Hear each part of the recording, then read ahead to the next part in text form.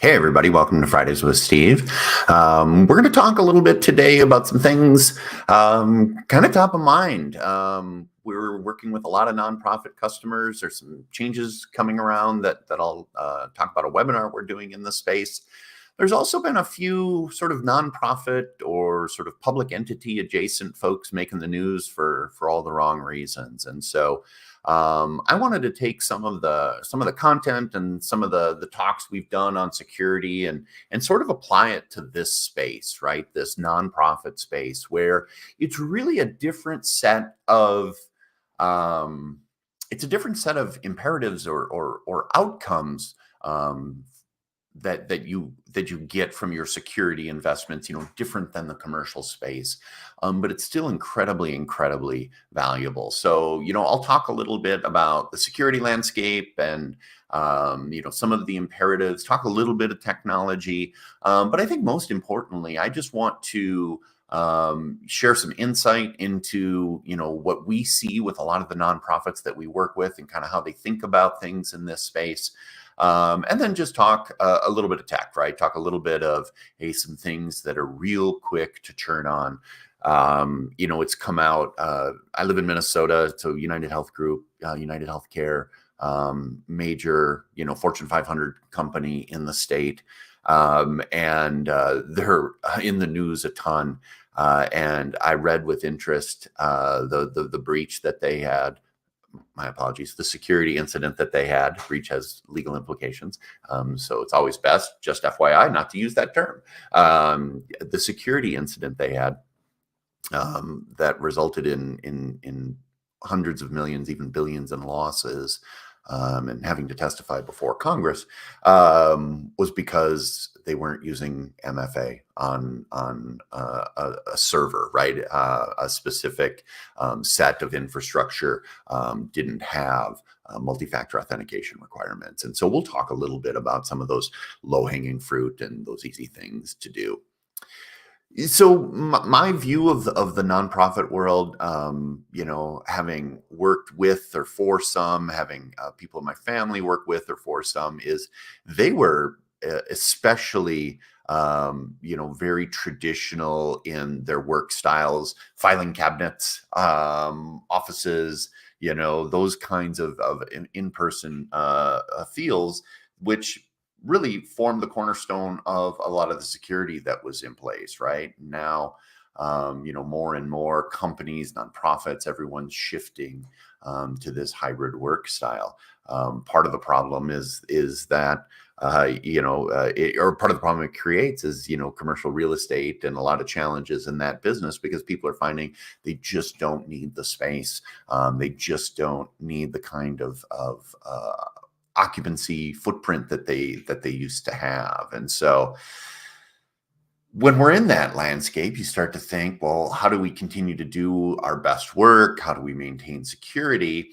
And again, especially in the nonprofit world, oftentimes you're stack ranked, not by revenue or the worthiness of your cause, but your ability to turn, grants and donations into, the work of the organization versus administrative overhead and those kinds of expenses, right? So how to reduce costs has a bit of a different feel in this space, but it's still critically important, right? So ransomware attacks, whether they're SMBs, whether they're nonprofits, these are happening more and more. Most of the time, you find that it was, a gap in security. It's really, it's really interesting to me that oftentimes, folks will, invest in one area of security and not in another that might even be more simple. The analogy I always used is, and this has been going on for decades, right? When I was consulting at Best Buy and we were doing some of the first iterations of bestbuy.com and the online shopping, really just emerging in the 90s. We had massive internet security platforms and all kinds of tech and things like that. But, you didn't have to show a badge to get into the Best Buy offices here in Eden Prairie, where we were doing all our work. All the ports were open, cubes were open. It was running DHCP. You really could have just walked into Best Buy headquarters at the time, and simply plugged in your own laptop and been on their network, right? And so all that fancy tech that we played with, all the checkpoint firewalls and Unix servers and things like that, could be defeated by someone, with a gateway laptop and an Ethernet cable. And then we've got artificial intelligence coming, and it really is imperative with the interconnectedness of all of your data and infrastructure to really secure it, because AI and some of the tools that we're starting to use, want to access everything. In the early days of a tool like SharePoint, we would get asked a lot about access controls and search and all those things. And Microsoft has always had a great foundation of security following those things and being respected by the next tool, the latest tool, whether it was SharePoint, whether it was search, or now whether it's Copilot and AI.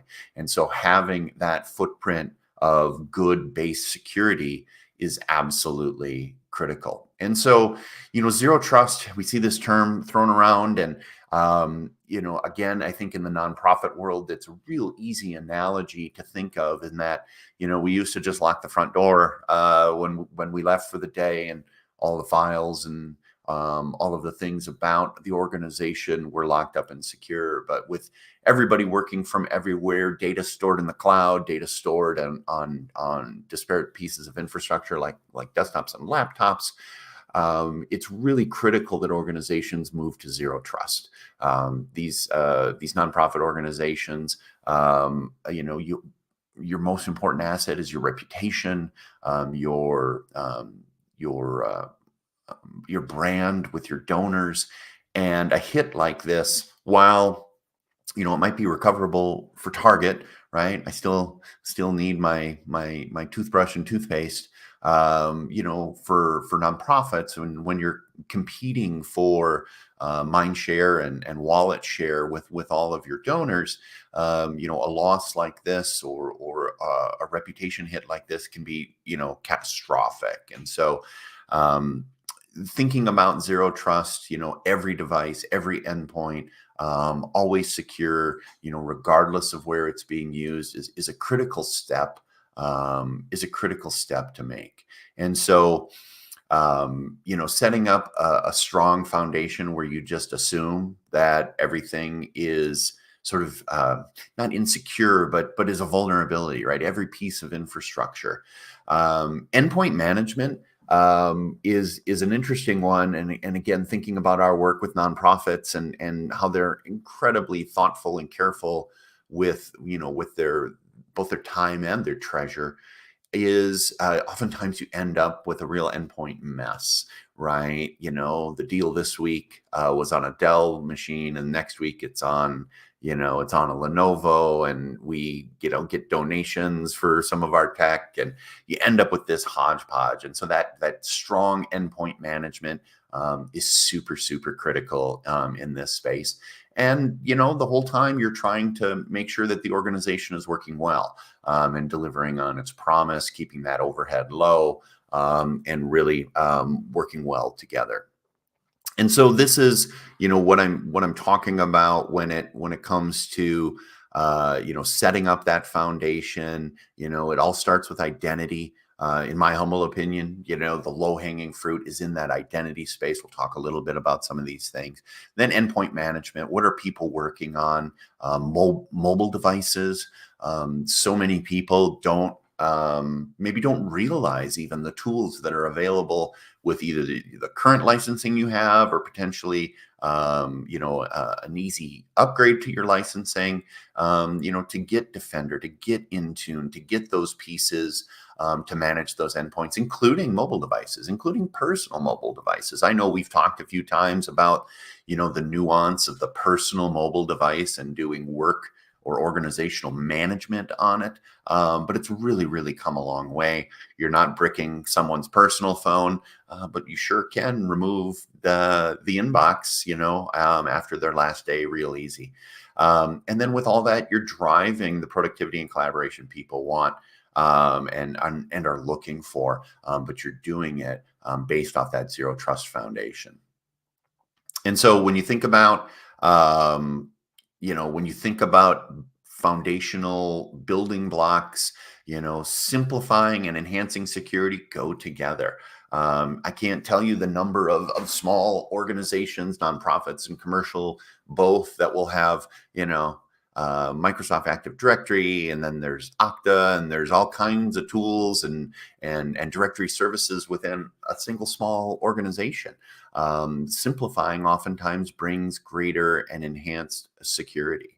How do you get to passwordless, right? How do you eliminate the vulnerability of passwords? There's been some announcements this week about passkeys and advancements in this space. How do we get away from passwords, giving users tools to unblock themselves and to be able to manage their identity, and then using AI and using some of the tools that are built in to say, well, let's watch for the outliers, right? Let's watch for our executive director logging in from Brazil, right? Not expecting that. And so once you have those foundations in place, then you can start to really enhance the security by saying what looks out of the ordinary. And then, so I talked about endpoints, keeping software current. Oftentimes, vulnerabilities are patched and addressed as whether it's Microsoft or anyone else moves their platform forward. But, if you haven't patched or updated a device in a couple of years, that creates its own vulnerability, no matter how tightly you're managing identity. It gives you a good view of what's in the organization, and even the cross-platform thing. Like I mentioned with nonprofits, sometimes we see, a real lumpy endpoint landscape, right? Lots of different devices and so forth. Well, Intune doesn't care. We can take and manage all of those things that are out there. Set up things like conditional access. One of the easy, set it up this week kinds of things is there's probably some pretty easy rules in your organization if you stop and think about it. Hey, if someone's in the office and, is using a password, I'm not going to challenge them with a text message because, they're here on our private IP space. But if someone's after hours out of the country trying to use the web version of Office 365 and has gotten their password wrong 3 times in a row, I might have a dramatically different behavior, right? So these are those sort of low-hanging fruit policies and things you can do to enhance security really, really quickly. And then it becomes about the data, whether it's BitLocker and protecting data, encrypting it, on endpoints, or whether it's labeling and DLP to say, hey, how am I going to protect this data at rest and in motion within our cloud infrastructure? This is another great space where, I think there's a lot of low-hanging fruit. There's the ability to put in some, relatively straightforward policies. Hey, no one from the organization can send an email with an attachment that has donor IDs and giving history, right? And you can pattern match, I don't want to see any Excel spreadsheets that have first name, last name, donor ID, and anything formatted as currency, right? Just to, put one in layman's terms. Those are easy ones. We can all imagine how we can better protect our organization with some of those sort of simple, spoken rules. Well, turning those into technical rules and solutions has actually come a long way. If you haven't examined this space, gone are the days of specific tools that were hard to configure, very expensive, sort of designed for law offices and the NSA. this technology is built into, all of the Microsoft Office and M365 solutions, and accessible to all of us, from the smallest of businesses to the largest of enterprise. And so, identity, endpoint, and then really thinking about the data forms that really, really solid foundation. And so here's one example. Microsoft does studies across different license types and things like that. 35% reduction in the likelihood of a security incident. And then, what does that risk look like over 3 years, based on organizational size? This is quantifiable. And I know sometimes the conversations with, executive directors or boards can be challenging, because it all seems like kind of sunk cost, or just, hey, where's the return on this? Well, the return is business continuity, and us, not having to try and survive a security incident, in the face of the public, in the face of our donors, right? And so that is really, really critical, and it has returned, but sometimes the return's a little hard to talk about, because it's risk avoidance. So, I'm old enough to remember the security memo at Microsoft, and Microsoft waking up one day and going, you know what? Security has to be a part of everything we do from the beginning, and this is really reaping the rewards of that. They've come a long way in being able to really tell a good story around this. I still run into CIOs who, give us as a partner, give Microsoft, a little bit of static about our security history in this space, but it's one to be proud of. And for nonprofit organizations, whether it's the licensing approachability, the comprehensiveness of the solution, and the security of the solution, it's really a great fit, right? It's something that gives you that simplicity, as well as protecting you well in sort of this risky environment. And so, you hear it referred to as zero trust, and, it's really hard to bring all those aspects together. But Microsoft does a good job of it, right? From endpoint, through identity, all the way to your data, giving you the tools to bring it together. There are great players in those individual spaces. And for some organizations, because of feature requirements or interop requirements, or sometimes even, regulatory or legal requirements, you do have to play mix and match sometimes. But I can't tell you the number of small businesses, nonprofits, public entities that we've gotten engaged with, where the first thing we have to do is unwind a super complex environment. And one of the things that is bred with complexity is vulnerability. It's just hard to manage a lot of different solutions and tools. And so I know I've said before that one of my favorite conversations is walking into a customer and being able to pay for my services or pay for my solution by just turning things off in their environment. And so Microsoft really gives nonprofits the opportunity to do that. So, we're super passionate about nonprofits. We have a 25-year history of being engaged with that part of the world. We pride ourselves on investing in the community, and it's something that's critically, important to us. We take a lot of pride in those things, and from individual leaders through the whole organization, it's something that's really critical to us. I've mentioned this a couple of times. Just very formally, come join us for a nonprofit webinar about licensing changes that are coming. Microsoft is making some pretty significant changes in the nonprofit and public sector space around licensing, similar to what they did in the commercial space a few years ago. It's become time in their minds to move folks off of the legacy licensing sort of patterns and practices and move them into something called NCE. NCE is the most unfortunate acronym of all time, because it was sort of the internal coding for making these changes. It stands for New Commerce Experience.